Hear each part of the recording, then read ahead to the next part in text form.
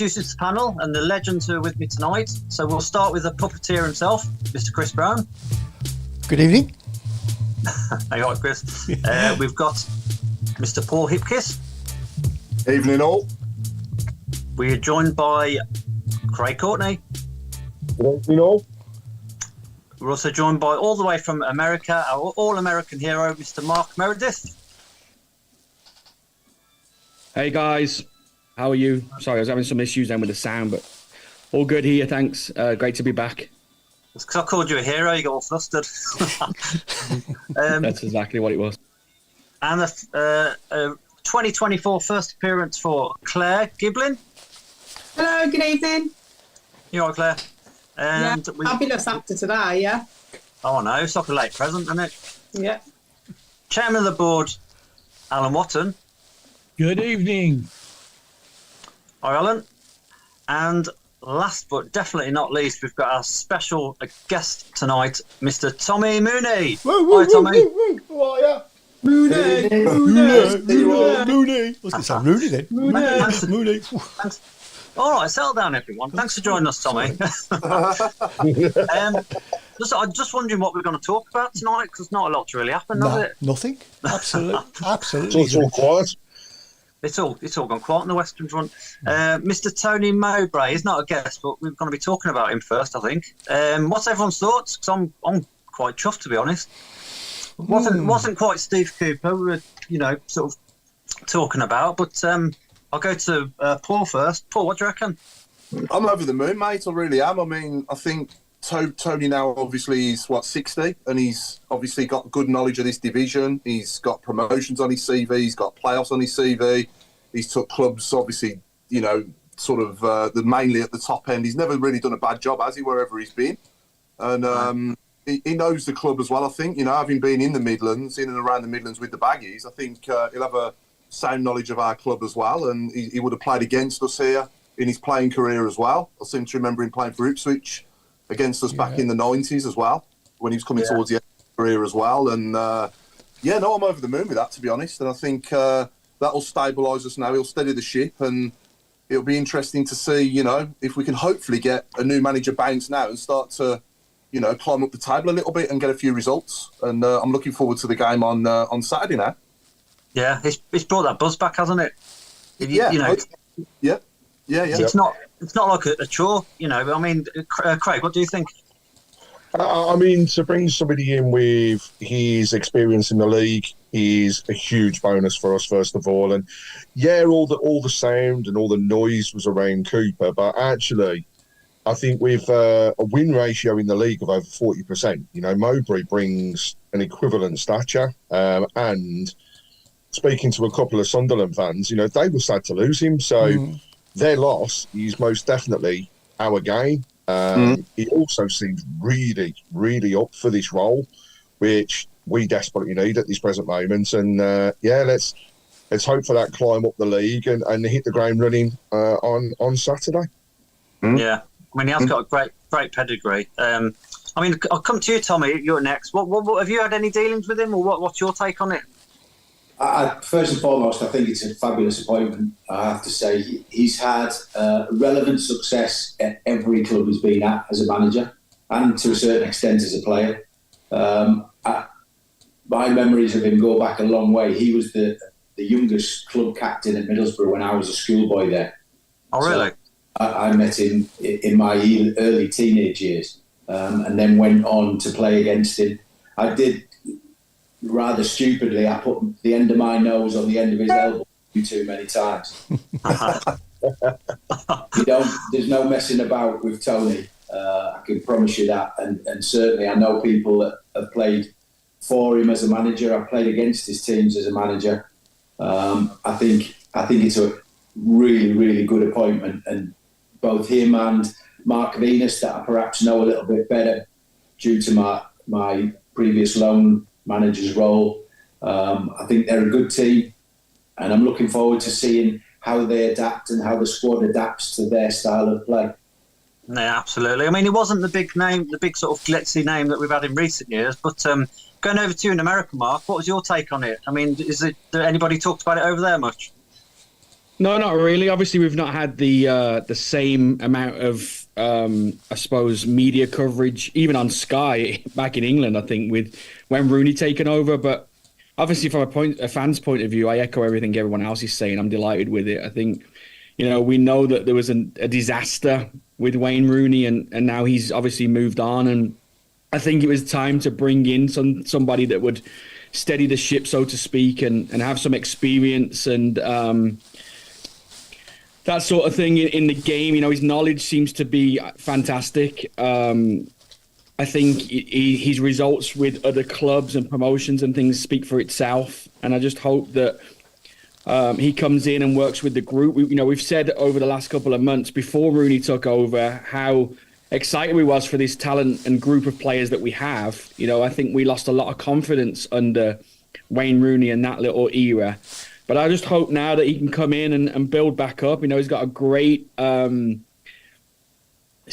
of working with young players, which is fantastic for a club like ours, because I think we've got a lot of young players coming through. I think, Steve Spooner, when he took over last week, mentioned that as well about the young players. And hopefully Tony will come in and do a great job, and hopefully we'll start to. I think our season took a real big dip, and I think it's hard now to even expect anything too high. But if we can start moving up the table again, we'll be pleased, and it'll give him a summer then to work with his new players and whatever else, and push again for next year. Yeah, coming back onto Wayne Rooney, sorry, Mark. What are your thoughts on that, Tommy, on Wayne's 15 games with us? Where do you think it went wrong?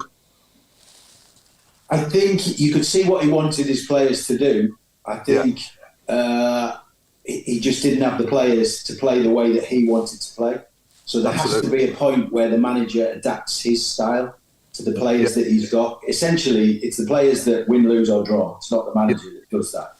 So, the players have to accept responsibility for the individual errors that have cost goals. Having done the commentary several times now this season, I've seen them make elementary mistakes that have cost, whether that be goals or points. That's the facts of it are that. But I think what you get with Tony and Mark is that they'll adapt more to the players they've got. It's interesting that they've done it now with a couple of weeks left of the window. So whether there's more investment and more players, because if they'd spent money on players that could fit into the Rooney style of play and then got rid of him, it would have been an even bigger mistake.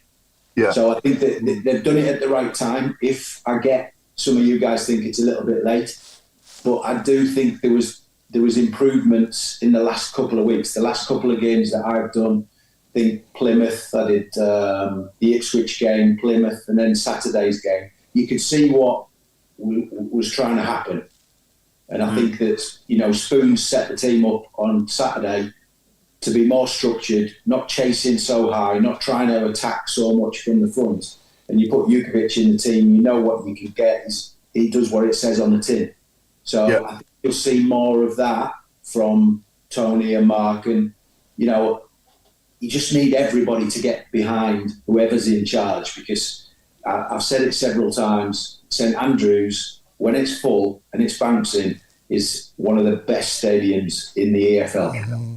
Yeah, just for the atmosphere, for you guys, what you do to it. And I've been there as an opposition player as well, and it's scary. So whatever happens, we have to get more bums on seats and everybody behind the manager and the players. And you said, at this stage of the season, it sounds daft. Everybody's worried about the bottom of the table, but you're 4 wins off the playoffs as well. Yeah. Not a million miles away, is it? All of the games coming up at Easter, that's a week. A week's result, you can pick 12 points up. Yeah. And I genuinely believe, you look at what Tony did with Sunderland, I can't think of a better man for the job at the moment. No. Sorry, Paul. I was going to say, Claire, you went up to Hull on Saturday. What was the mood like up there amongst the fans? Did you sort of gauge any sort of reaction to the Compared to Leeds, it was a totally different ball game. Leeds, it was toxic. It hasn't been like that since the Zola era or Cottrell. I think that with all of the, you heard the chants that we all sang, it was very, very toxic. But I'm just so glad that we've got someone with experience. Spooner did a fantastic job on Saturday. They came out, they played. We even tried to play from the back, but then when they pressurised us, we hit it forward, and we did look better. And the players wanted it. I mean, you had Dion Sanderson coming, driving forward and hitting a great shot, and the goalkeeper saved it. I just think that it's brilliant that we've got someone who's experienced. I think, his stats speak for himself, but I think the players will respect him as well, because I think that respecting a manager is massive. I think with everything that he's done, and also it just stops everybody thinking, who's it going to be? He's got now a week to work with them, and we'll see what happens on Saturday. But it's really positive, and everyone's buzzing. I feel like the Rooney bit was a massive blip, but then all of a sudden we're going to get through it, and I feel like we're back on the rise again. So, before we asked each other about the numbers on the pitch and everything, I bet you our numbers have already gone up, even just knowing it's Mowbray. So, and after going to Sunderland and watching how they play, it is exciting to hopefully see what he can do. And it's the fact that he said, with these talented players, he's wearing the blue stuff already. Yeah. He's not daft. He knows what he's doing. He's been there. He's been around the block. He knows what he's doing. Like, he's already said about us, the fans, because without us, you wouldn't have a football club. So I'm just really happy with it, and I'm just glad that era's over and we don't need to talk about him anymore. Yeah, I mean, to be fair, like I say, talking of experience, better bring Alan in. Alan, what's your take on it? On Saturday or today? First of all, on the appointment, I wouldn't say I'm excited, but I'm extremely satisfied. Put it that way. We got the best bloke out of the ones that was available, or the second best bloke. Obviously, Cooper didn't want to come, and this guy did, and I'm happy with that. I'm a great one for statistics, and if he wins 40% of our games, we'll have over 50 points by the end of the season. If we get a few draws, we might get near 60. Who knows? As for Saturday, it was like waking up from a bad dream. I'm watching this. I said, "Hello, we've got people defending, and we're not chasing the ball around like lunatics at the top of the pitch and then getting passed through, and suddenly we're under pressure with only 5 defenders." And I watched that, and they sort of 3 at the front, 4 in the middle, and stood there and made Hull go round us. And I watched the other team in the city playing Middlesbrough, and Middlesbrough did exactly the same. They let the opposition have the ball, and it finished up with the Villa centre half with his foot on the ball, and the game stopped for a minute. He had nowhere to go. Now, that's what we did, and that's what Liverpool did against Arsenal. I'm thinking, this is what's been going wrong. We've been chasing shadows, and people are passing us off the park. Now we stood back, and we didn't start harrying them till they got near our halfway line, which means everything is compact. And if they pass the ball into the midfield, we got 4 blokes there, and we got another 4 blokes behind them, and Hull never really broke through until the last minute, and that should have been saved. But it was. I literally couldn't recognise what was going on the pitch. It was so good for positive. 87 minutes. Let's put it that way. I sat there and watched it, and I thought, it's like never going to score against us. They don't look like scoring against us, and every time we break on them, we do look like scoring. Now, go back to the old, we're a 1-goal a game team, and we still are a 1-goal a game team. If we'd have scored 2, they'd have packed up, because they had nowhere to go. Only the fact that we couldn't convert our chances, and that's been a problem long before Wayne Rooney ever came near us. It's been a problem for 2 years at least, that we can't convert a high enough percentage of our chances into goals. Now, that's something that Tony Mowbray will have to look into. If we can find somebody who can, get 10 goals between now and the end of the season, great. But if he can't, he's got to coach. He's got to coach the people who he has got into score. We need another 10 out of Stansfield. We need another 5 or 6 off Dembele. We need and so on and so forth. And that's what I'm looking. That's what I should be looking for on Saturday. What is our goal conversion rate? Can we improve on that? It's regular. You can set up a defensive formation and make sure you don't get beat by too many. But that's no good. You've got to score. You've got to score some goals. Especially in the cup as well. What do you reckon, Tommy? If only we had a left-sided player who could get 16 goals a season, eh? Yeah, do you know anyone, Tommy? I used to a long time ago. No, not anymore. I think I agree with everything that's been said. I just think that what Tony will do is he'll see that issue. Yes, the strikers do need too many chances to score. Look at, Dukey at the weekend, he had 3 chances in the first half. Away from home, that's not what you expect as a striker. You don't expect that. And he probably missed his easiest one before he scored. Absolutely. So if you've got a striker that scores with 1 every 3 chances, then give him 6 chances and he'll get 2 goals. So it's not rocket science. Get the ball in the box more rather than messing around with it. I've always said, as a player, as a coach, working in recruitment, the game of football bores me between the 18-yard boxes. Get the ball in the box and defend your own box, and the rest in between is just, it's just a means to an end. So I think the ball will go in the box. Look at how Sunderland played. Yes, they'll have an awful lot of possession under Tony Mowbray, but they put the ball in the box. And so when the ball goes into the box, you've got more chances for your strikers. So if it is that ratio, then they're going to get more goals. Yeah, that's what I would have always said as a player. If we're not scoring goals, it's because people are not putting it in the box. It'd never be my fault, you know that. Still part of the strikers' union. Just get it in the box and see if I can score. I think the other players will do exactly the same. That's what happened when Stansfield got his was early. He was given opportunities. He creates opportunities for himself where perhaps the likes of Jukovic and Hogan don't do that so much. I think there's an awful lot of improvement to come from Dembele. I get the supporters love how his tricks and his flicks. I'm not interested in that. I want to see end product. He has far too much possession of the ball not to have more assists. So, and the same when Spoons played Stansfield on the right-hand side on Saturday. He's got all of the skills to create chances for other people as well as himself.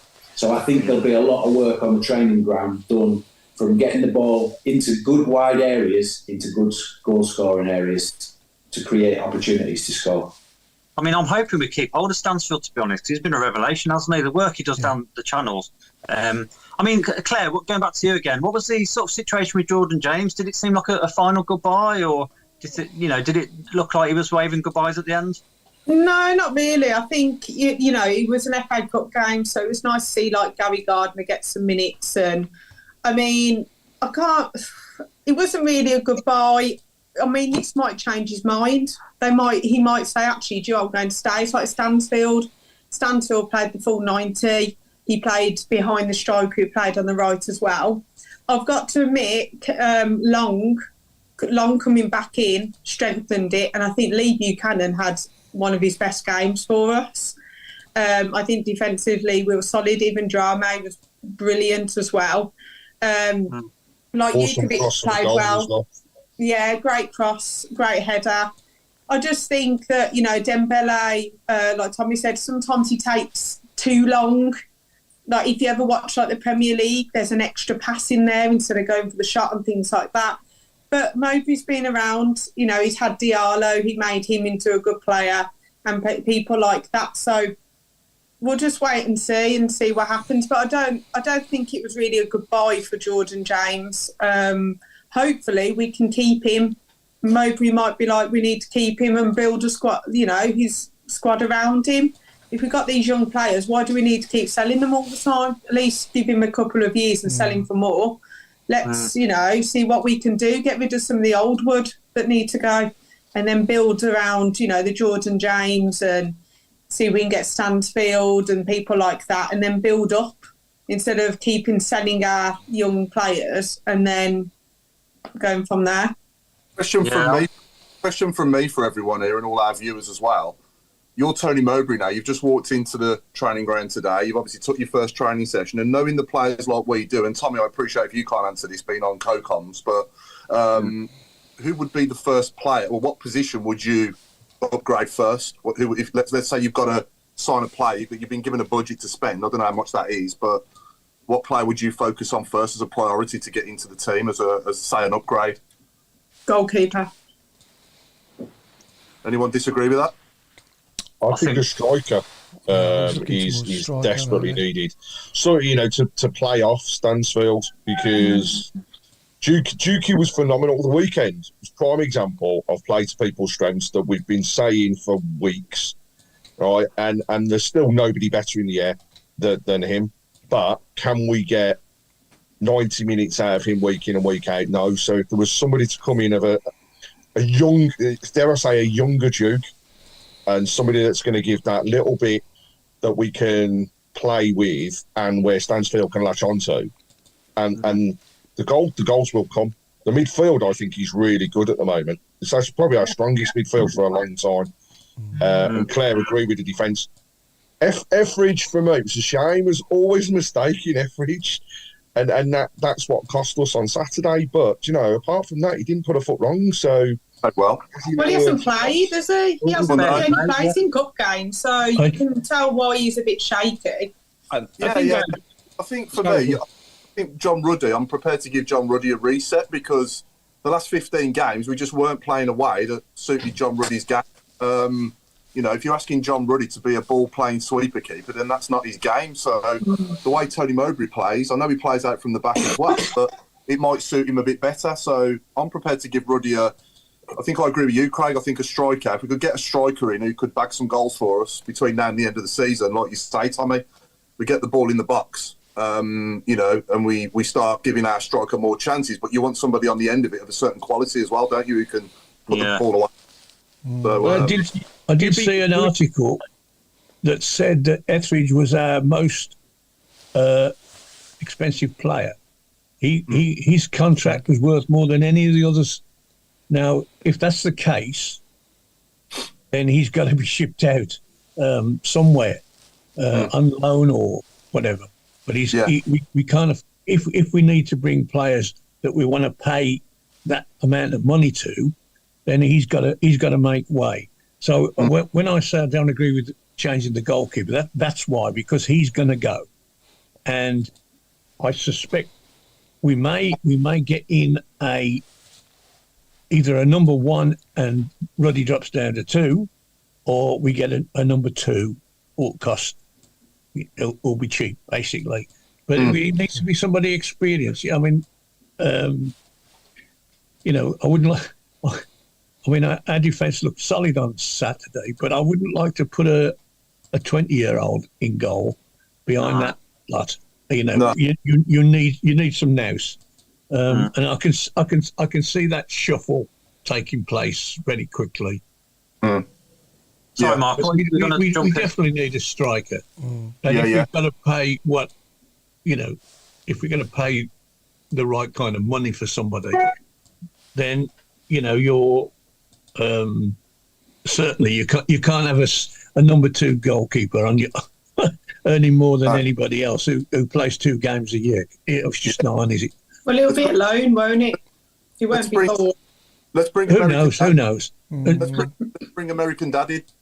I mean, No, I agree. I think I would give Ruddy a chance still. I think that, he has been a consistent performer throughout the season. We know we've had some struggles, but I agree with what Paul said. I think the change in the style of play didn't suit him. His positioning was a little bit off, and he didn't look confident enough to be able to play that ball out, which we all know isn't his style of game. So I don't mind Ruddy. Everidge, again, depending on, I think I read something like he's got like 7 more games before his bonus kicks in or whatever else. Then if he's not going to play 7 games, he's going to be a bench player. Then again, he's a great one to have around as a number 2. But if he does go out, then I think you do have to bring somebody else in to sit on the bench.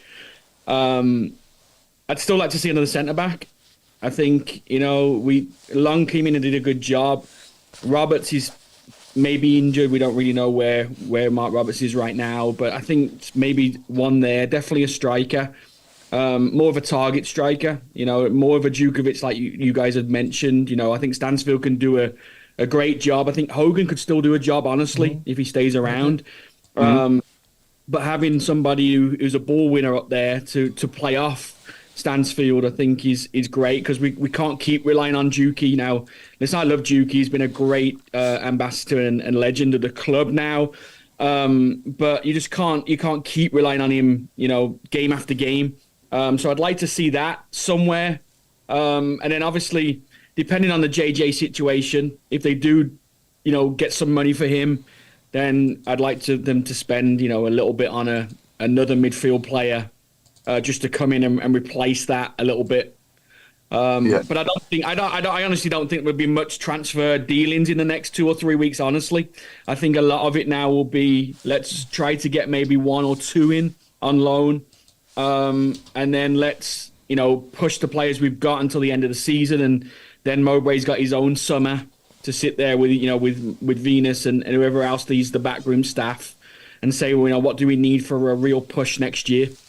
Yeah, I mean, we're not going to make wholesale changes in January. I think there's a thing around social media that we're going to go out and spend, 7 players in January. That's not going to happen, is it? We've got to be realistic. We've got to be clever and use the market a little bit, especially the low market. We need to stop a loan, don't we? Sorry, Claire. Maybe we need to terminate one of the loans for certain players that.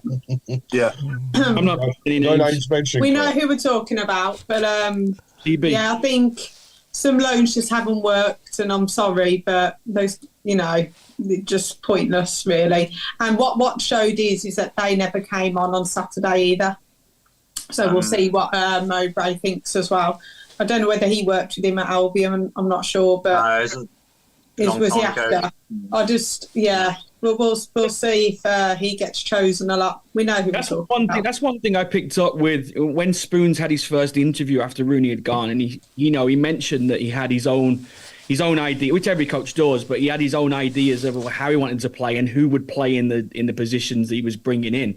He brought Long straight back, which we probably all know now was probably an argument between Long and Rooney. That's why Long wasn't around. But he had Long straight back in the team, and I thought he was one of our better performers on Saturday. He didn't bring the likes of Burke on and those type of players. So I think maybe Spoon's seen a little bit like we were crying out for weeks, is that they weren't the type of players to keep bringing on off the bench. And someone like Long, we needed at centre-back because we were leaking too many goals, and you still was trying to replace him every week because you didn't like him. Yeah. What do you think, mate? Tommy, what do you think, mate, with regards to our team? I know you've seen us a few times now this season, and what do you think? I think the January window, having worked in recruitment for a long time now, the January window is notoriously hard to get in the players you want.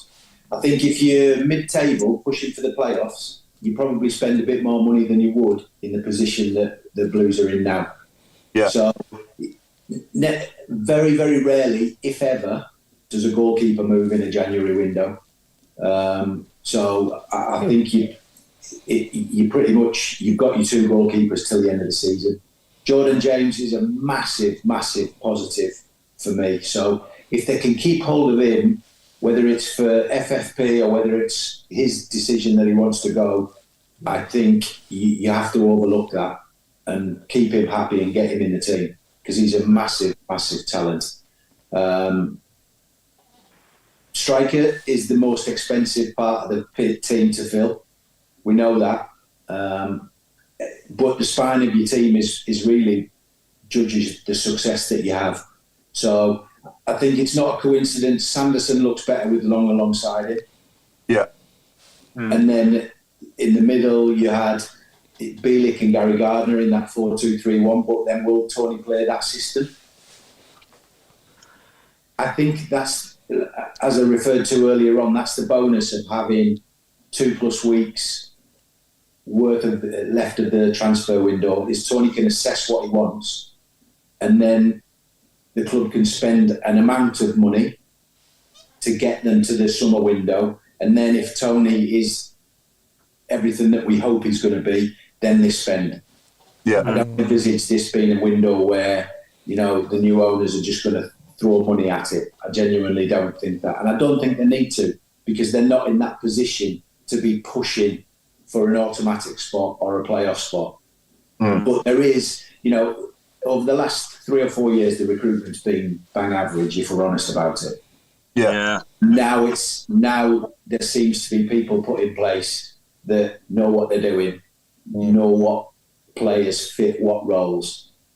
So I'm far more hopeful, because Tony and Mark Venus, I know, are very, very much in the middle of recruitment policy, and they'll speak with whoever's in the recruitment department, whoever is the head of recruitment.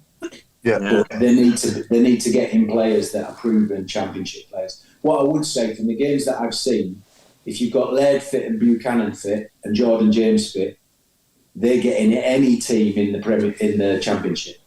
For me, I think Blues have got the 2 best fullbacks. I can't think of too many off the top of my head that are better than them. So if you've got one really good centre back and another, and you've got Jordan James in the middle of the pitch, and I agree with you, you need somebody that scores more goals than 1 in every 3 or 4 chances. Well, not a million miles away. That back four that played on Saturday was the back four that was playing under Eustace, and we weren't conceding goals for fun, you know. And it looked solid. You know, there weren't any gaps.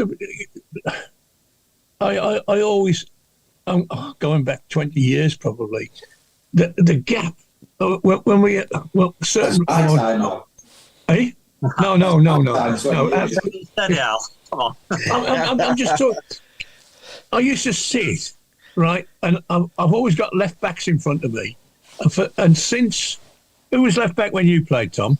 Granger. Great. Well, since him, we've had a load of indifferent fullbacks, and you're looking at them and thinking, why isn't he down that winger's trousers? You know, why is he giving him 20 yards to tap the ball?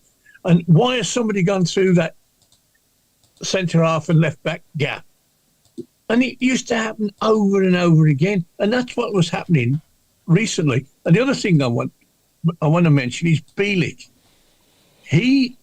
How much did we miss him for them 3 games? Yeah. Now he doesn't get a lot of praise, and people question, well, what does he do? I'll tell you what he does. He doesn't pass the ball to the opposition, which our midfielders are prone to do.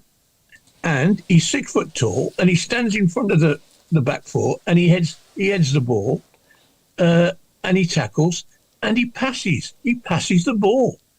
Now, you know, unless something is converted into a goal, then you forget that he's made that pass. All you're thinking about is whether the guy's scored or not. And you're thinking, well, that bloke's put 3 or 4 telling passes through, and we haven't converted them. So Bielik's doing nothing. And that's not right. He is. And I remember when he got sent off, thinking to myself, that's 3 bloody games he's going to miss because of this clown of a referee. 3 bloody games. And we couldn't afford to do it without him, you know. But you talk about JJ, when he's running off either side of Bielik, picking up the ball and going forward, and Bielik's in his, you know, as I say, in the hole behind, we look at a far better side. Now, we've had JJ doing that job, i.e., in the hole, and that ain't what he's good at. What he's good at is bursting forward. Anyway, I'll shut up now.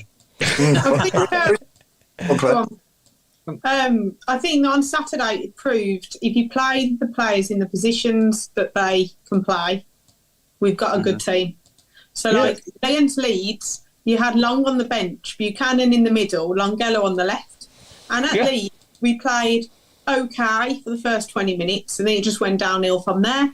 But it was so obvious, glaringly obvious, that some of these players were not playing in their positions. If you've got a centre back there on the bench, play him. Don't move your left back, one of the best left backs in the championship, and move him as a centre back. If we had totally no centre backs on the bench, I understand that decision, and it was baffling to see. And I think that a lot of the players, like Dembele, he's played on the left, he played on the right, he's played behind. Just play him on the left side so he can cut in. It's like Anderson, you play him on the right. Like these, a lot of the players, like Billy, just play him in the middle, like what you said, Alan, to just be able to pass the ball and move it. Play James further forward because he can get you a goal. Play players in the correct positions, then you're more likely going to get something from the game. And that's what Spooner did. He played players in their correct positions and brought them on in the correct positions. And I think Mowbray will do the same. Not like him. I think one of the key strengths of any team is the spine. They talk about the spine of the team. Yeah. Your two centre halves, your two midfield players, and your two up front. That's your spine. And if that's good, then the team will be good. Now, we've messed about with that spine. Sometimes we've had to, but we've never had it settled. Now, Long was never going to play against Leeds because Rooney won't pick him. I know he was on the bench, but he was only there. I mean, it would have to have been a disastrous thing for it to get him on. So he wasn't really. And as soon as he went back in, I'm thinking, as I say, it was like waking up from a bad dream. I remember this back four. They played against the Albion, and Albion never got a look in. Simple. Yeah. Any Chris? Any live questions coming in? Any for Tommy off any of our viewers? Or I'm not for Tommy at the moment, no. But it's pretty lively. Very lively. A lot of comments in and around. We're talking about strikers being needed at the club, but actually, and one for everybody here has been asked: is this now the opportunity that Dixon has been waiting for, and do we think he will get more game time under Mowbray than he did under Rooney? So I guess, Mr. Meredith, being a coach of football, do you think it's time to give him a go? Do you think that TM will do that? Listen, I think as soon as a new manager comes in, everybody has a clean slate. So it won't just be Dixon that he's pushing. The forward line that we have now, and probably Tommy knows better as a player than I do, but everyone gets a clean sheet. Everyone gets to prove it. He scored again today, I think, Dixon, from what I read. Yes, yeah. Everybody's calling for that chance. Now, I think you got to put him, we talked about it a couple of weeks ago, I think you got to put him on the bench and get him around the squad a little bit first instead of just throwing him into, I suppose, the deep end and just, getting him in. Maybe the whole game in the replay, maybe that's a chance of putting him in from the start, how he does. I certainly think Mowbray's going to give him a chance to be in the squad. I think that, and, his pedigree and experience with young players, I think would be something that will help that. What gets me a little bit is obviously Rooney was one of the best strikers in England. What did he not see from Dixon, or did he not look? Because when the excitement of Rooney coming in was the fact that our forwards may work a little bit on the training ground with that. Now I've heard stories that Rooney wasn't at the training ground or whatever else, so that doesn't matter. But what was stopping Dixon playing in those games? But as I say, a fresh slate. If I'm going in there now as the manager, I'm looking at everybody. I'm not just looking at the players that have played over the last few weeks. I'm looking at everybody. I'm talking to the likes of Steve Spooner. I'm talking to the likes of Craig Gardner and people that have been around through Eustace and through Rooney's, trade and stuff like that, and then just making the best decisions of what he sees. I think the Swansea game on Saturday will be a little bit. I don't think we'll see massive differences in regards to what we've seen on Saturday under Spoons. I think they're going to try to be quite safe. While adding in their little bits, but I think as the weeks go on, we'll certainly start to see the Mowbray style coming in, and hopefully he starts to, as Tommy said, he got 2 weeks of the transfer window in, maybe bring a player in that he wants to bring in, and if not, look at the squad in depth and see what can help us for the rest of the season. Yeah, to be honest, Paul, sorry. I mean, a lot of people, I'd say the majority, are quite happy with that Tony's coming in. But there are still a minority, I'd say, who still think he's, a dinosaur and stuck in the past. I mean, Tommy, what's your message to them? Because I think it's a great appointment. No, like I said earlier, I agree. I think it is a really good appointment. I get when people talking about Steve Cooper, he's in the waiting for a Premier League job. So for me, Tony Mowbray, the whole world of football is astounded that Sunderland got rid of him. So for him to be able to come in as quickly as he has, into Birmingham, where it's an area that he knows. Certainly, him and Mark have worked, at West Brom and at Coventry. So he gets the feeling. He's got a feeling for the supporters. He's been in the stadium probably dozens of times as an opposition manager and player. For me, he's not a dinosaur. There is no dinosaurs. Now Neil Warnock's out of work, there's no dinosaurs left in football. Everybody has... There's more staff in a football club than there's ever been. Whether it be on analysis, medical department, everything else. Tony has moved on. You think of him as, I mentioned jokingly earlier on about him being, quite a violent centre-back, but he was a good footballer as well, but that was overlooked because of his aggression.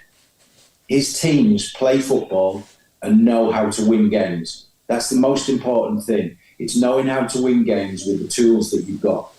And his tools are his players. So it's how he adapts his players to win football matches. I say every week, I'd say that the best place in the world for a footballer is a winning dressing room at like 10 to 5 or 10 past 5 now these days, with all of the extra minutes that they play. But the best place is a winning dressing room. And that's what he's got to find. He's got to find the ingredients to turn these players, with additions, if there are to be any, into a successful winning team. Doesn't have to be every week, because of everything that Blues have experienced over the last few months and longer, then anything's going to be an improvement. Yeah. I mean, just going on to Mark will do a good job. Sorry, Tommy, just going on back to my question, and I was just about to say then, so as a player, you've obviously experienced new managers coming in. What's the feeling of the players when they get a new guy coming through the door? I talked about a fresh slate for everybody. What's your feeling as a player when a new manager walks in? Well, there's two ways to look at it, because if you're either in the team and you're thinking, is he going to take me out of it? Or you're out of the team thinking, this is my chance. Yeah. So that it almost gives the whole dressing room a lift. There's a lift in noise level, pre-training, during training, after training. And the most successful teams that I played in were really noisy dressing rooms, because everybody's... they're never always saying nice things to each other as well, Mark, as you well know. Yeah. The teams that I won promotions in were the most honest dressing rooms. So if I wasn't doing what I was supposed to be doing, I would be told. And I'd be told in no uncertain terms and within minutes. And I would be doing exactly the same to other players. And I think, I get it. It's a completely different era. And now the majority of the players that are playing now have come through an academy system that wraps kids in cotton wool. And that's why you don't see too many successful kids under the age of 23, 24. They develop later because they've been wrapped in cotton wool for so long. if you look back at my generation, there was, in every team, there'd be 19-year-olds in the first team, 18-year-olds in the first team. Now, it's every now and again, you get them. You know, I get that Birmingham have had perhaps 3 that are the Bellinghams and then Jordan James coming into the team. That's not the norm throughout the rest of the division. There's not too many young players playing in there. So I get that, but I just have a feeling that Tony's a good appointment because he won't take any messing about. He's very, there's no grey areas. He's black and white, and he wants success. No matter what he's representing, he wants success. Tommy, just thinking about what you said, this might be a bit controversial. Would you reckon then Dixon should go out on loan for 6 months? He has to go out on loan for me, Claire. He has to. There's a huge difference between under-21 football and first-team football. Because we talked earlier on about you, Dukey, needing 3 chances to score a goal. In under-21s football, they get 4 or 5 chances in every game. So that's why the ratio is perhaps slightly not as real as it would be if it was first-team football. But for me, the younger the player is, if he's physically able to cope with first-team football, whether it's playing for Leamington, Stratford Town, Walsall, it doesn't matter. Go and put them in a 3 o'clock kickoff.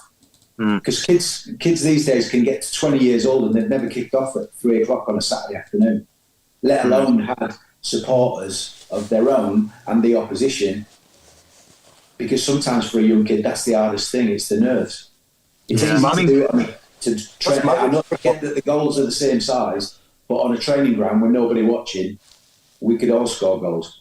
Yeah, that's crazy when you put it like that, isn't it? They get to certain they've never kicked off at 3 o'clock on a Saturday afternoon. When you think about it like that, it's quite mind-blowing, really, isn't it? But I'm conscious of your time anyway, Tommy. I know you're only with us till 7:30, but somebody asked earlier, I think it was Don Kavanagh, he was asking about your memories of playing against us in the 19 playoff semi-final for Watford, obviously, when we played each other in 1999. I remember it well as a 20-year-old at the time. What were your memories of the night?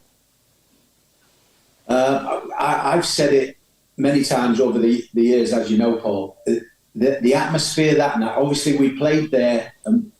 I think Watford, we won 12 of the last 13 games to get into the playoffs. Very similar to as we did under Steve Bruce with Birmingham. We had a great late run. So then you've always got the momentum going into the playoffs. But we won the first leg 1-0 at Vicarage Road, and then came back, and then Big Deals, who later became my teammate, scored after 6 minutes. And I genuinely, and I said it then, I said it at the time, and I've still say it now, I've never heard a noise in a football stadium. It shook. Like I did that night. And it was a nice sunny night as well. It was like a tropical night, if I remember. It was until that point for me, wearing a Watford shirt, I've got to be honest. If that's what it's going to be like with an equaliser, what's it going to be like if the score again? And how are we going to deal with it? But it was just, I mean, we were very, very professional for the rest of the game. It was a boring game after that goal because we took the sting out of the game, and then obviously we won it on penalties. But it was part of the reason why I came to the football club, because I wanted to experience that atmosphere. Were you involved in this? I can't remember the name. Centre off now. The ex-Sheffield United who sent off, wasn't he? Holdsworth. Dave Holdsworth. Yeah. It wasn't you that he headed in the back of the head, was it? No, he's not. I mean, Dave's daft, but he's not that daft to head me. But no, it wasn't. He got sent off late on, but the game was over then, wasn't it? I think maybe extra time to play or something like that. It was a bit early in extra time. I can't remember. Like I say, I took an awful lot of elbows. It was a good 22 years ago. So. Got another good one for you from Jason Hughes as well. Tommy scored twice for Blues against Watford soon after leaving them. Did he celebrate, and what does he think of players not celebrating against former teams? It's a great one. No,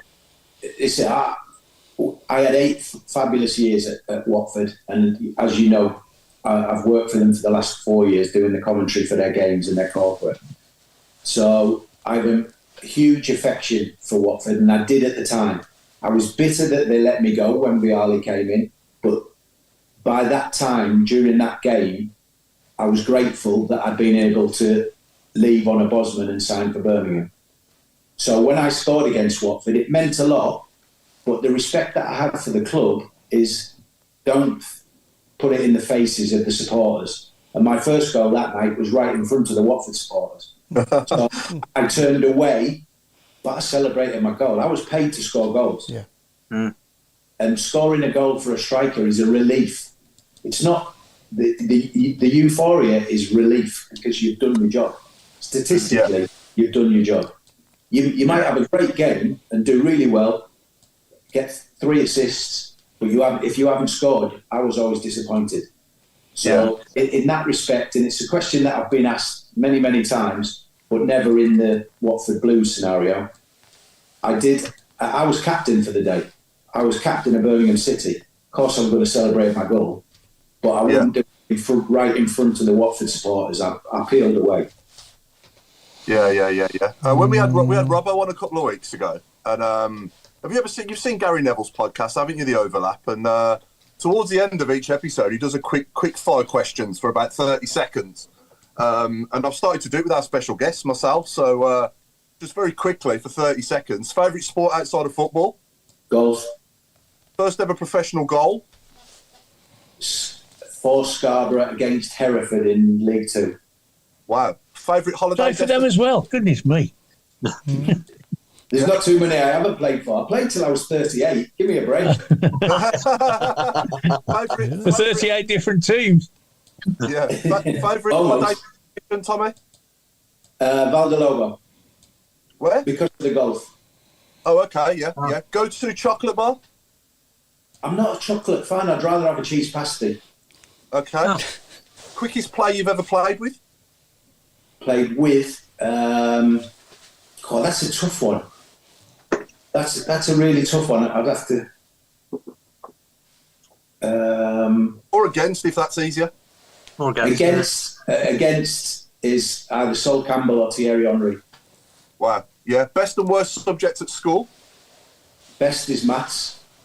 Believe it or not, I would have been an accountant if I wasn't a footballer. Yeah.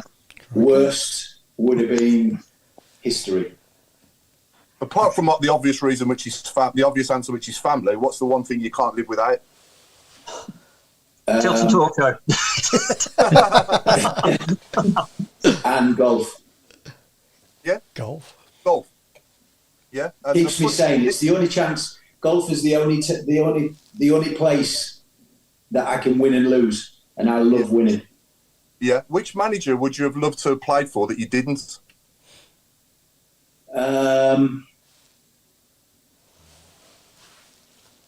Jurgen Klopp. Oh, good shape.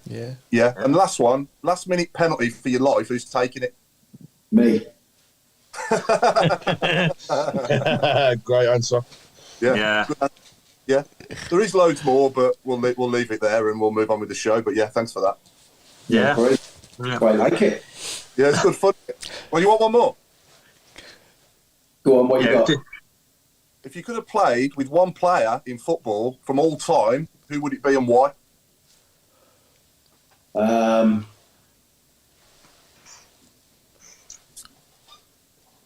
have liked to have played with Harry Kane. Oh, yeah. I would have liked to. Technically, a little bit better than Jeff Horsfield. A little bit. A little bit better than But I think I'd have scored. I might have got up into the 30s if I played alongside him. Yeah, oh yeah, he's just unreal, and he's absolutely amazing. What player! I'm so excited about the Euros. I really am. I think we've got such a, I say it every time, but I really do think we are getting better and better as tournament passes. But yeah, first football kit you wore and whose name was on the back?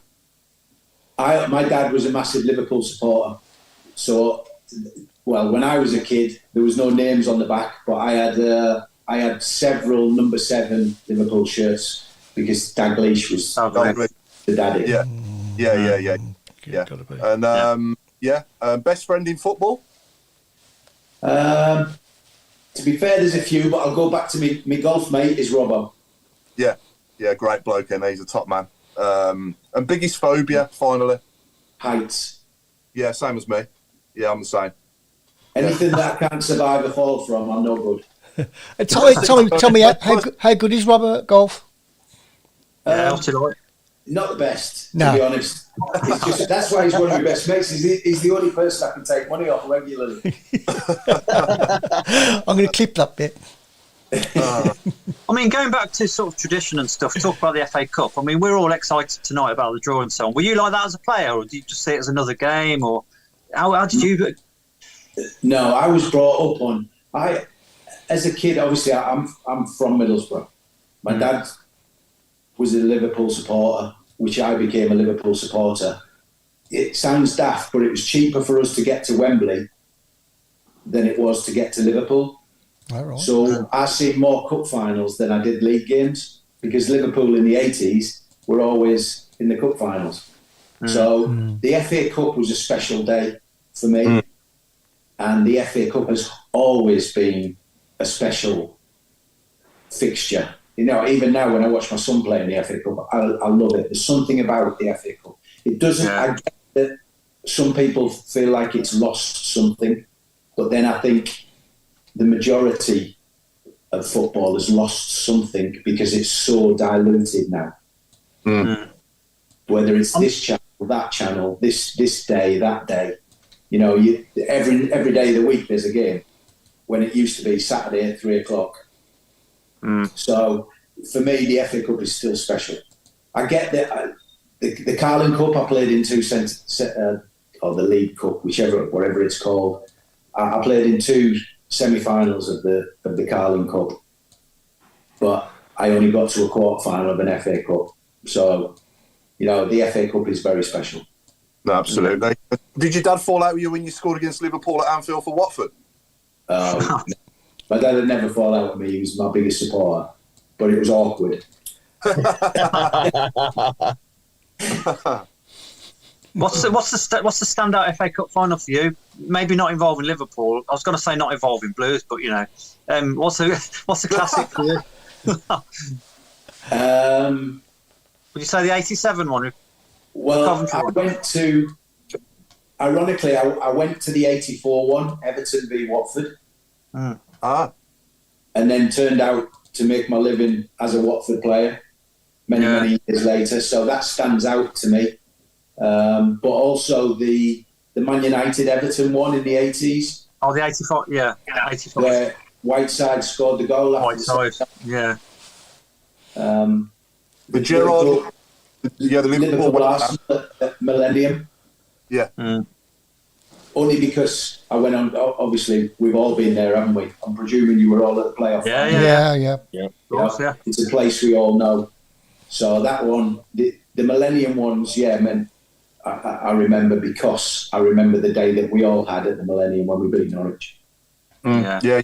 Last quick fire question. Last concert you attended? Last concert.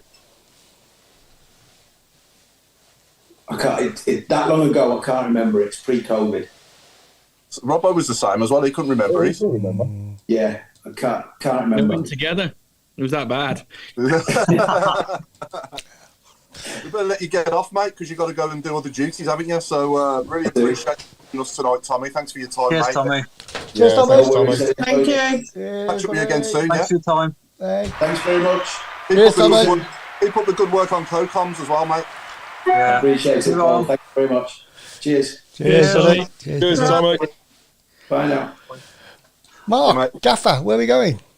Right. Well, I was going to say, I mean, talking about the FA Cup again, who would you like if you go around the panel? Who would you like in the next round? Well, presuming we'll be others. Somebody beatable at home so we can get to the next round. Yeah. I mean, a lot of people. We've got to get past Hull first, but I want a nice, easy draw at home in the next round. I just want to get as far as we can, basically. Yeah. I mean, I'll take Maidstone at home. Yeah. Well, yeah. I'll say Maidstone away. It's only 20 miles from here. Fair As long as we don't get Blackburn away, that's all that I care about. If we're away, make it a decent one. Do you know what I mean? Was that Spurs away?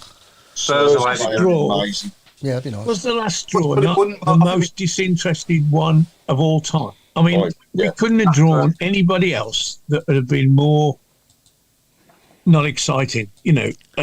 And the Blackburn one last year was very similar. The only thing I hope we don't do the same as we did against Blackburn. It was such But, a yes, Maidstone, I can get in there. I can get there on the bus. yeah. Oh, that's I mean, selfish, but looking yeah. at But if, I was gonna say, if, looking at Mowbray's sort of philosophy, he does take the cups quite seriously. He's a bit of a traditionalist with that. So Good. who knows? That's what we want. There's a question coming, Mark, and I think we covered part of it off earlier, but Warren was a starling and said, what do the panel think about the pricing of the replay? I know we covered it early doors. To me, I'll be honest, I still think it's too much. I'd have lowered it to Phil St Andrews, and you know, perhaps that would have given us a step forwards. £12.50 for a season ticket holder. I know it's not a lot, but we're not long after Christmas. We've got a game the Saturday before. It's too much for me. Yeah, I think it'll depend on who we're drawn against, who the possibilities are. Well, you know, if we got a big name at home, and then people will turn up, because they'll expect, you know, to be given a ticket for the next game, and it makes the game more meaningful and more exciting, doesn't it?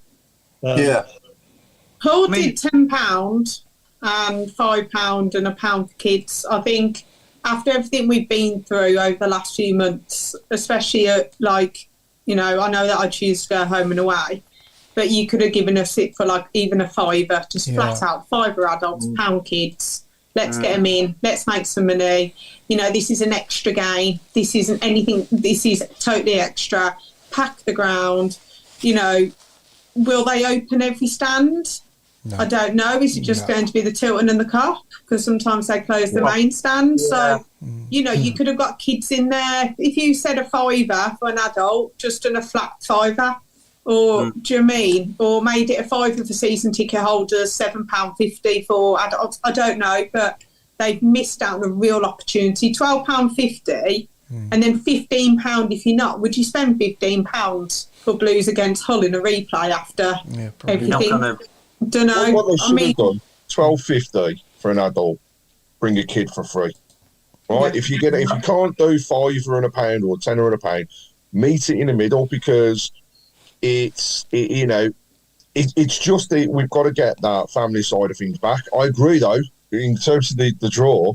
If we were to get somebody that's half decent and it was going to be a home game, then we're going to get more people down there, because everybody's going to suddenly go, I've got to have a ticket stub to be able to go. So it could play into our favour, but we shouldn't be looking at it that way. We really, really shouldn't. And I agree. I think they've missed a trick. Can I ask everybody on the panel and everybody watching? Can I ask an honest question? Would you like to play them lot up the road at this moment in time? No. No. I want to stay playing them lot up the road is horrendous. Just I don't want to put it out there. No, thank you. No. Do you realise that Saturday was the first time they'd won a cup tie in 9 attempts? And how lucky were they as well? And how lucky he went off the bloke's backside. Yeah. And not only did he go off the backside, it curled. It started. If the original shot would have gone 5 yards to the right, and the backside turned it like a banana, and it just went inside the goal. Yeah. I've just thought about that a little bit more, actually. If we was at home against them, and now we've got Tony Mowbray as well. I don't know. I'm just thinking that. I mean, how far do we think we're actually going to go? I mean, wouldn't you like to go out sort of now against the Villa at Villa Park? Not Villa Park. If we was to do it, I don't want to go there. We want to play them down St Andrews and get a cheeky 1-0. We got to get past Hull first. We couldn't beat them in the first time. I know. You mean? I know. Well, we weren't 3 up at half time Saturday. I don't know with Juki's other chance and Dembele in the bar, and it was we should have been out of sight, shouldn't we? But unfortunately we weren't, and we've got to go again next week. But I do love the FA Cup as an event, though. I do. I've never agreed with semi-finals being at Wembley. I think that should be on two grounds. Keep going off the finals, and we've got grounds big enough course as well. Yeah, Old yeah. Trafford holds 75,000. yeah. Tottenham holds 60. Arsenal holds 60. There are grounds available. Oh, crocky, Yeah. yeah. I'm lucky to keep to Wembley be special. to have gone to Hillsborough I've twice. got one. When we were talking about this lad Dixon, something came to my mind. Joe Bellingham, had he stayed with us, Joe. was not guaranteed a spot in that first team, was he? He struggled. He had a couple of starts, but didn't finish them towards the end of the season. And when we sold him, there wasn't an outcry because we thought, well, he's not like his brother. He's just okay. But Mowbray, I think first 2 games he was on the bench but came on, and he's been in the side ever since. So I'm hoping that if this lad Dixon, has a chance to do something, that he might, it won't be, we'll take care of him and all this nonsense. Stick him in if he's good enough, obviously. Whether his attitude will be like that, he was quite happy to do it with Joe. Why not some of our lads? Yeah, maybe do next Tuesday. What have we got to lose now? Yeah. Do you mean, to be fair, we have got to concentrate on the league. So if we do go out next week, it's not the end of the world. But it would be nice to see, chuck him in. Well, what's the worst that can happen? Or even have him on the bench and come on for the last 15. We might be winning or whatever, and just give them the opportunities. There's so many of them, that are doing really well for the under 23s, 21s, whatever. I just think that give them a chance. I think Dixon could be on the bench. I would have had him on the bench on Tuesday, but I think that Spooner went for experience because, that he can. I know that Hogan's not firing at the moment, but you never know, he can get you a goal. Mm-hmm. Let's not forget what Mowbray did at West Brom as well with his, he brought in some really good signings at West Brom and he really strengthened their side. I think actually won the league under him, didn't they? Yeah, they won the championship. He's got an eye for a player because at the end of I know that they're talking about Job going to Sunderland and getting together with his ex-coach and everything else, but there still has to be the sway of the manager. So of course, yeah, he would have been involved with those discussions. It's his decision to play Job. He has spotted that talent. He has given him the opportunity. So, perhaps we will see some more kids, but I really do believe he's got, some signings in him, and they're only going to be loans. I can't see anybody coming permanent. I can't see any of our loans becoming permanent either to free up another loan. No, I can't. So I think we've only got that opportunity, and in this window, in a short window, it'll give him a chance. The comments, by the way, on the board, since we're talking about pricing, everybody's agreeing really that £5 or £10 would have been enough, but also people are saying it's revenue into the club, so we do need to look at how that's done. But a general question then, if we go through to the fourth round,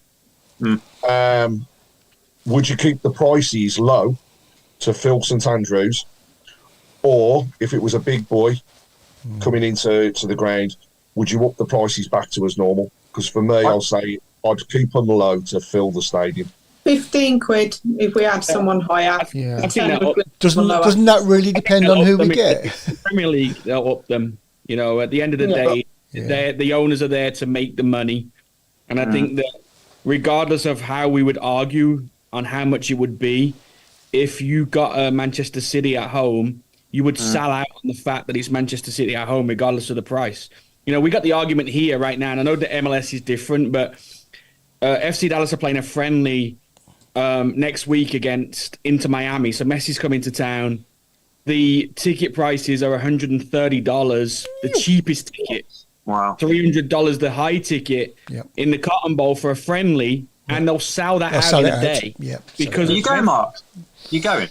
I'm not going to pay those prices. No, I watched him obviously against Dallas earlier in the season, but I wouldn't pay the $130 a ticket. No. obviously, if I got to go and with somebody, I would go and watch it, but I wouldn't pay those prices. But the argument is that people will, and there'll be 60,000 people in that stadium because they're going to see one player. It's a spectacle. And the fact is that they would still be the same. Imagine if you pulled up in the warm-up. Imagine. Or was ill? Did you make the bench? I flew to Miami to watch the Cup final 3 months ago. Lucky, obviously, I got a buddy that works at Miami, so it was almost free for tickets and stuff anyway. But he didn't play the game at all.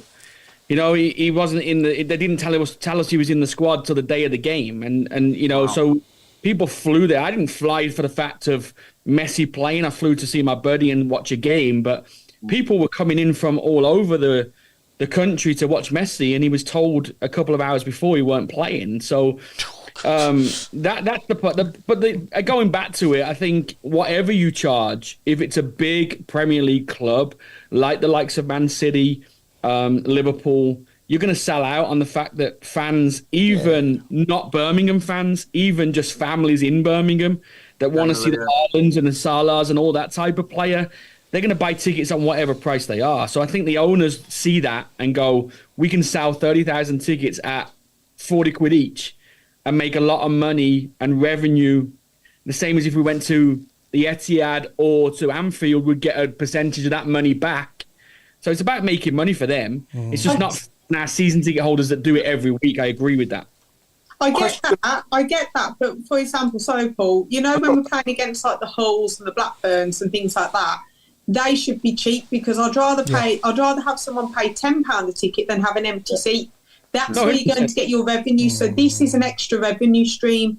So when you get a replay, we didn't budget this as within the whole season. You don't go, oh yeah, that replay we're going to have because we're playing against Hull. This is extra. So actually, have it that it's £5 or £10 instead of having like 10,000 spare seats.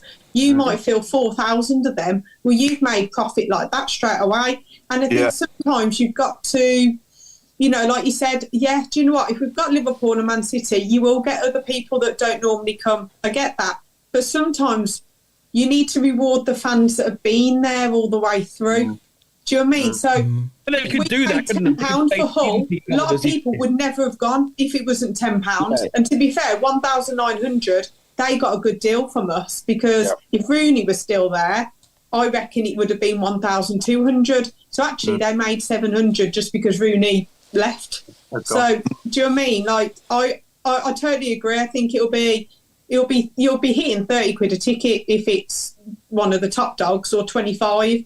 But when it's a replay, you've got to go low. Get the kids back involved. If they see a 4-0 win for Blues, they'll be like, "Oh, Dad, can I come back to that? Mum, can I come back to that?" Sometimes less, more, isn't it? Yeah.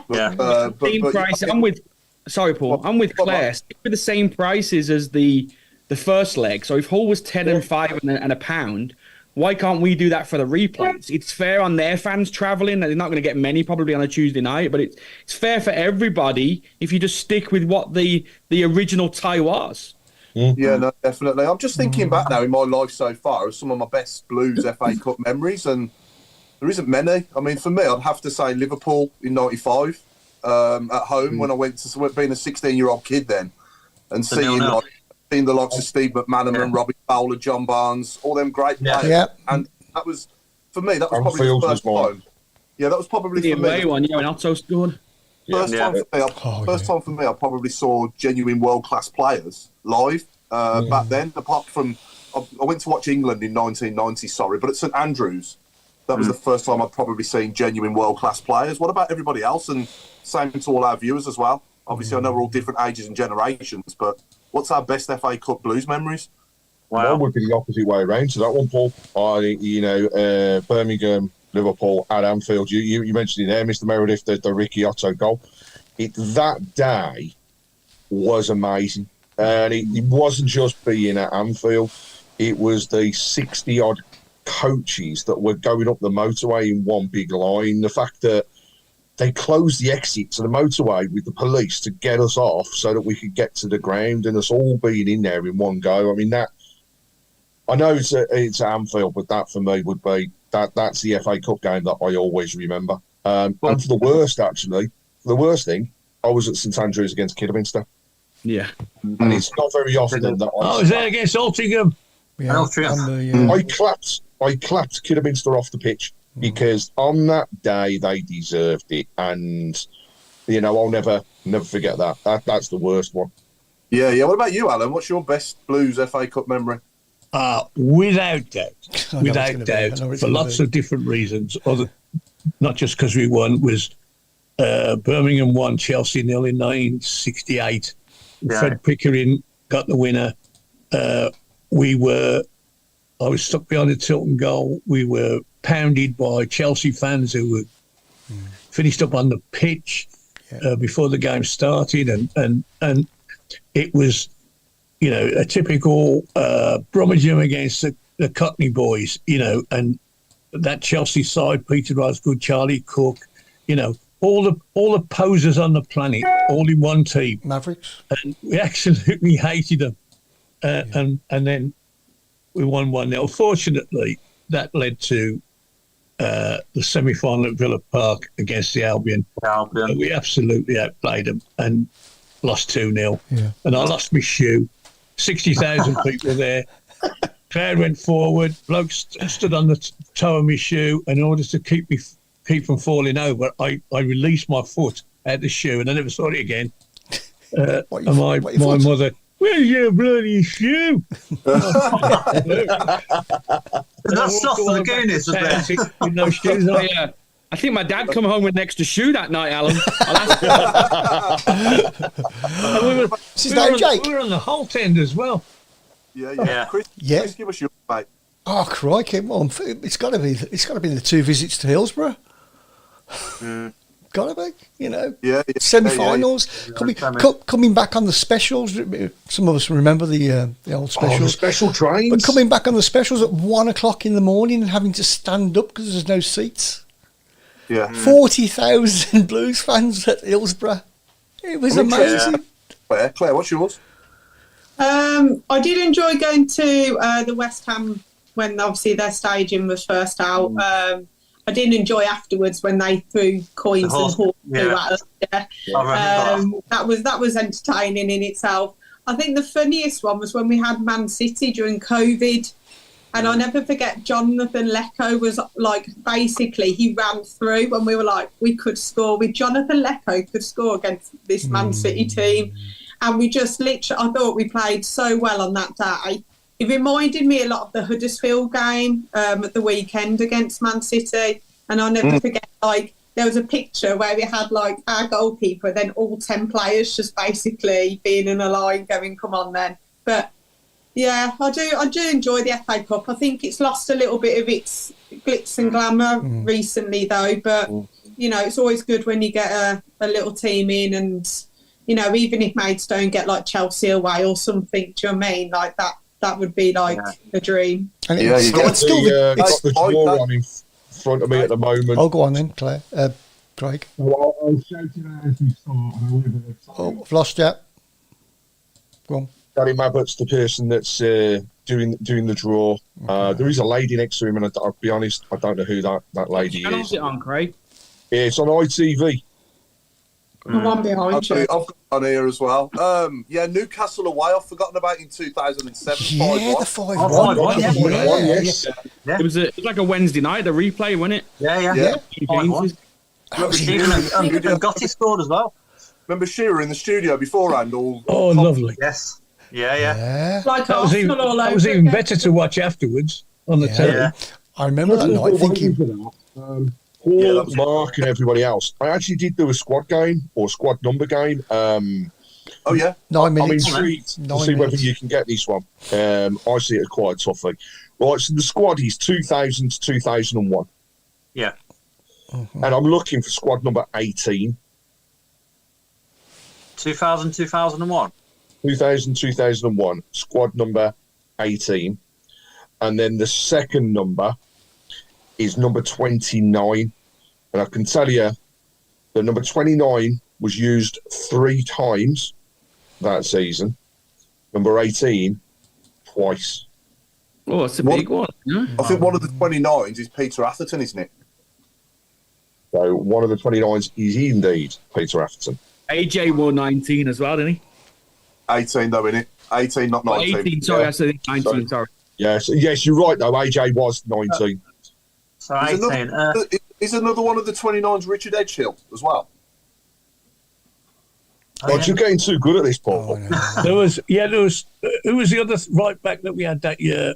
We had about 5 right backs that season. Yeah, Haven't we? Jeff Whitley. Remember him?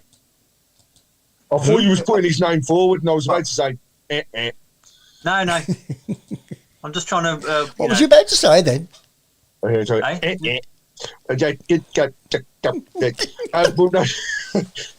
can confirm the other 29 was a defender, though. You are right; it was a defender.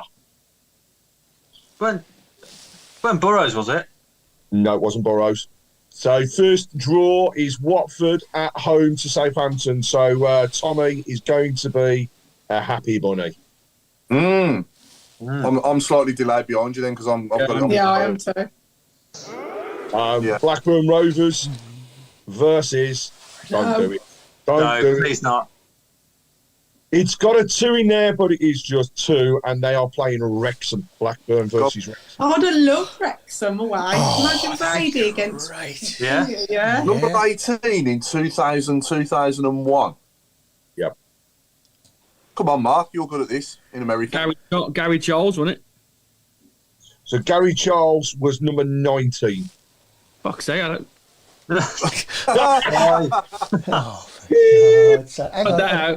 Next one, Bournemouth are at home to Swansea. Too late, sorry. I got Sorry, Gaffer. We apologise if anyone was offended by anyone's language there.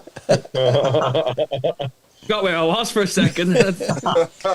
West Brom have drawn at home to Brentford or Wolves. Yeah. Oh, Your Wolves, you're going for that game, aren't you? You're not You are wrong. just going to go for it. Steve Jenkins. That's a good shout. Jenkins is not one of the number 18s.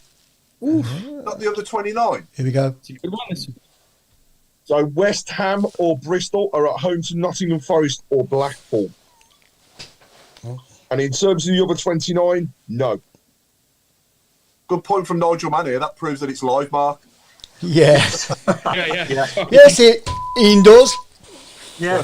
When I'm not back next week, you'll know why. You're on a one-match ban. On the reserve. Ladies and gents, Leicester City have drawn Hull City or Birmingham City at We're away to Leicester. Yes. Oh, I love like that 2 years King ago. Power. That's not Ian bad, is it? It's only down the road from here. Yeah, take that all day just wanted long. to be- Really lovely I know we've got stadium. We went know there we've got- before COVID, didn't Yeah, I we? know, yeah. It was the last game before lockdown. Yeah, I was there. Yeah. I Yeah. just wanted And we was unlucky as well. Good I wanted atmosphere. something a bit more winnable, that was all. Yeah, We're would have been not going to nice. get past Hull yet, but I wanted something a bit more winnable than that, to be honest. Paul, it's the FA Cup. depends on what Things Leicester put out there. happen. Yeah, things happen in the Leicester FA will Cup. put their don't they? third team out. Yeah. When was the last time we won at Leicester? When we had Forsell and Clinton Morrison. Morrison. Yeah. I think I was there that day. I think when Chelsea. Oh, yeah. 2-0. Chelsea at home to B6. Chelsea are playing B6 at home. Oh, that's good. That's good. That's yeah. good. They can put the bus away for another year then. Yeah. I'm going to give you a few hints here because I haven't heard any of the names yet. I can tell you that both of the number 18s were midfielders. Jamie Initials of one of them starts with a J. Jamie Pollock. Correct. Jamie Pollock. Bollocks. He scored the best own goal ever. apart from Olaf Malberg. That was the best own goal ever. Oh, yeah. What we got left? 129. We've got 129 and 118. You know Jamie Pollock? He brought me a pint, you know. Don't talk Pollocks. No, seriously, he did. In the Aussie bar. Really? Yeah, I was watching Liverpool are playing Norwich or Bristol Rovers at home. Cameron Mark, Jerome Mark, put me. Mark, you, Cameron didn't, Mark a double vodka and lemonade. you forgot to ask Tommy about, whether you had any memorabilia. Security Oh, yeah? panda in here. He's texting Security layouts in here. Does anyone remember? A Wow. night club? Great Sorry, club. Spurs are at home to Man City. Whoa. Oh. Wow. But there is some big teams going out, aren't there, early on? Yeah. There's some really big ones. Sheffield Wednesday are playing Coventry at Sheff Wednesday. Ipswich have got Maidstone at Ipswich. I think I know the other 28. I think maybe 29. 29. But go on. I know I'm not played anymore. He's making his own rules up. It's his own game. This is it. Tell you what to do, Mark. Walk out the room and then walk back in again and sit back down. Come back in. What numbers was it again? 18 and 29. Well, 28 was Jimmy Harhalf anyway, but 29 I'll move on. Was 29 a midfielder? 28 was Jimmy Harhalf, but there is also one other 28. Is it Trezor Lantala? No, Jack Williams? no. Oh, Right, so the 29 that you're missing, the first initial is C. Okay, I'll just let you know, nobody on the socials is playing this because they haven't got a Scooby-Doo. I haven't got a clue what's going on. I'm not Good, yeah, this is. I'm just writing out my shopping list for tomorrow. Is his name Carl? It is Carl, but what's his surname? Carl, the centre half. Carl Tyler. centre half. Carl Tyler. Carl Carl Tyler. Tyler. What So number that's was it? all of your 29s. So your final one is number 18. It's another midfielder. And what's the first letter of his first name? S. S. Sonny Parker. No. Steve Robinson. Robinson. Correct. Good shout, Mark. Great knowledge at the end of it. Great knowledge at the end. He Well done, Mark. was 15, but was changed the number.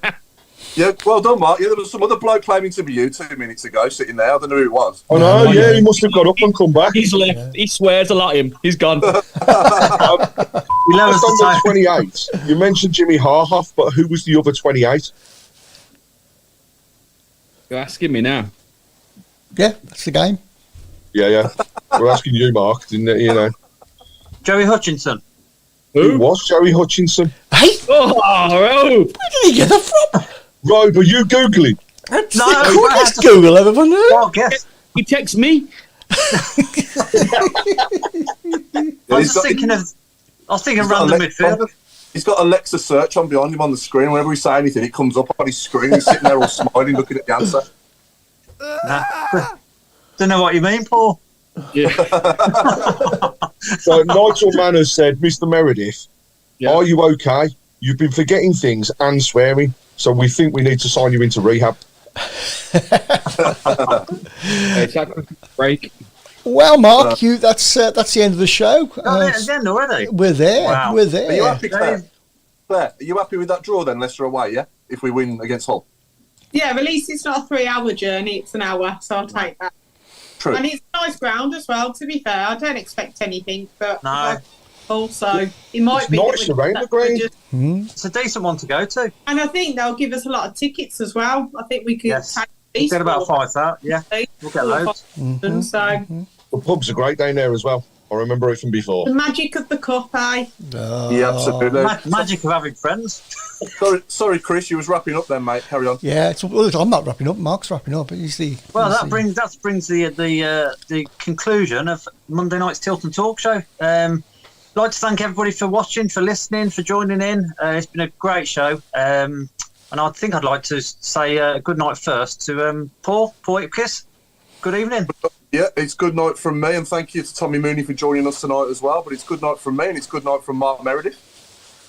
Good night from me, and it's a good night from Craig Courtney. And it's a good night from me, and it's a good night from... Oh, who do I go to next? Yeah, let's be nice and go to the ladies. So, Chris Browne.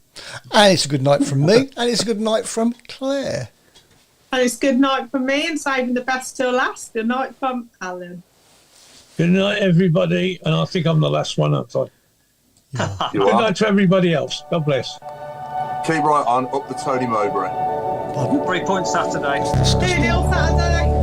Yes. We need a Tony Mowbray song. It's a really good Sunderland one we can steal. Yeah, that works, man. The real Mark Meredith will be back next week, I promise you.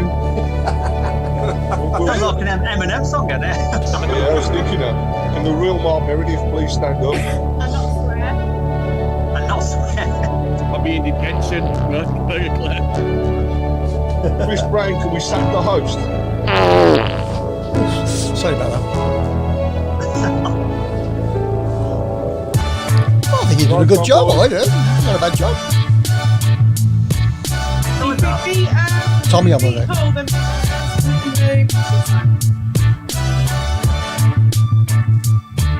Middlesbrough move. We'll be at Hull. Oh, well, you never know. You never know.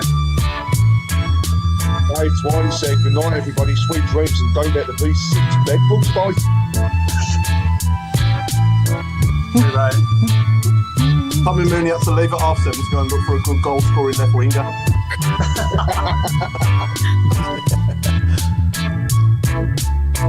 I suppose you could have standing there, couldn't you? Mark, have you got any friends yet? I'm working on it, but I'll keep saying every week, this is my year. There's always a belch at the end, isn't there? I know. I'll save it up. How long am I banned?